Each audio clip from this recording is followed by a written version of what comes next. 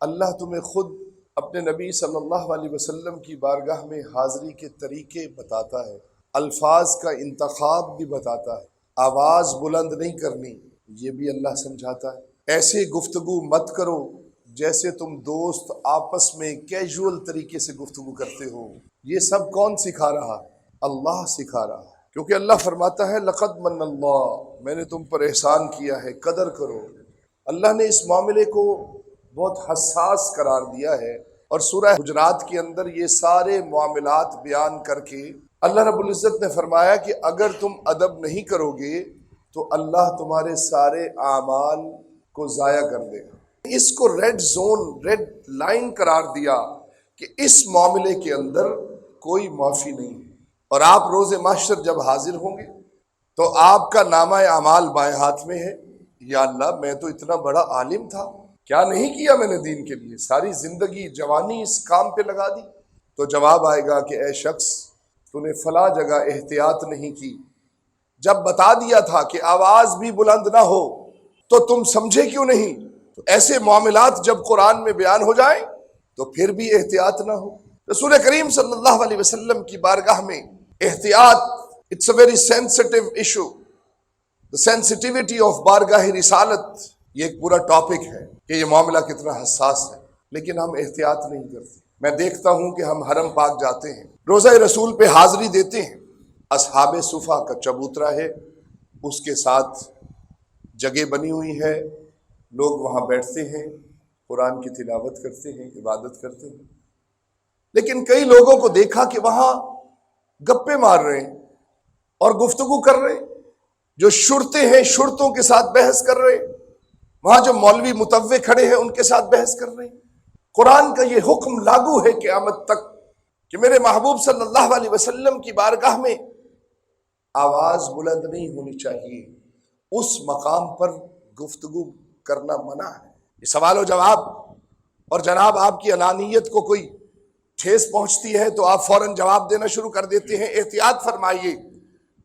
احادیث کے اندر آتا ہے 70,000 فرشتے صبح اور 70,000 فرشتے شام کو نبی پاک صلی اللہ علیہ وسلم کے روزے پر حاضری دیتے ہیں، ان کی ڈیوٹیاں ہیں، وہ بدلتی ہیں۔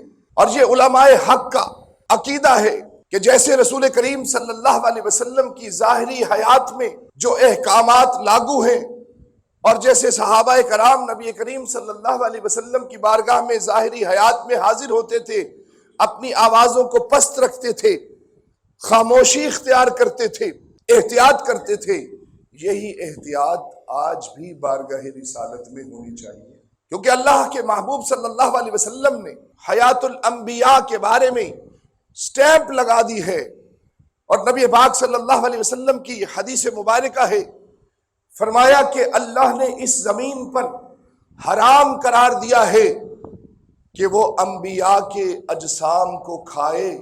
انبیاء اپنے جسموں کے ساتھ اپنی قبور میں زندہ ہیں، اور اللہ انہیں اپنی جناب سے رزق بھی عطا فرماتا ہے۔ یہ اللہ کے محبوب کا فیصلہ ہے۔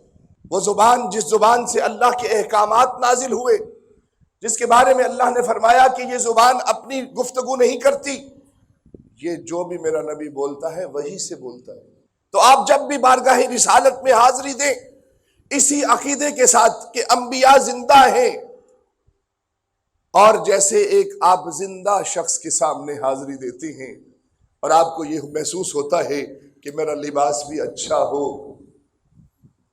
خوشبودار ہو، سرما بھی ہو، I must be good looking, میری پریزنٹیشن ہے، مجھے میرا افسر دیکھ رہا ہے، آپ کے بٹن، آپ کی ساری چیزیں، احتیاط کے ساتھ آپ پریزنٹیشن دیتے ہیں۔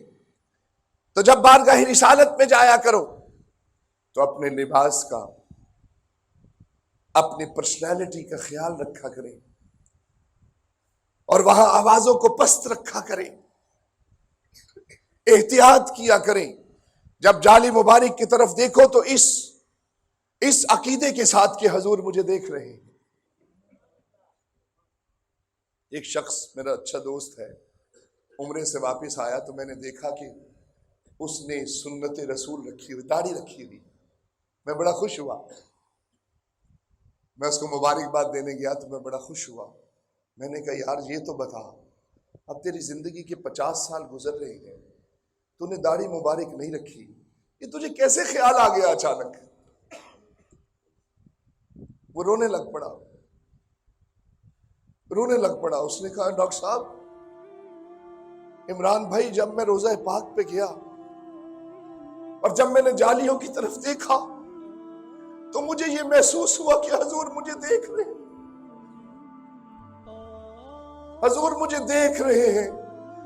اور جب مجھے اپنی شکل نظر آئی اپنے باطن کے آئینے میں، جب میرے ضمیر نے مجھے جھنجھوڑا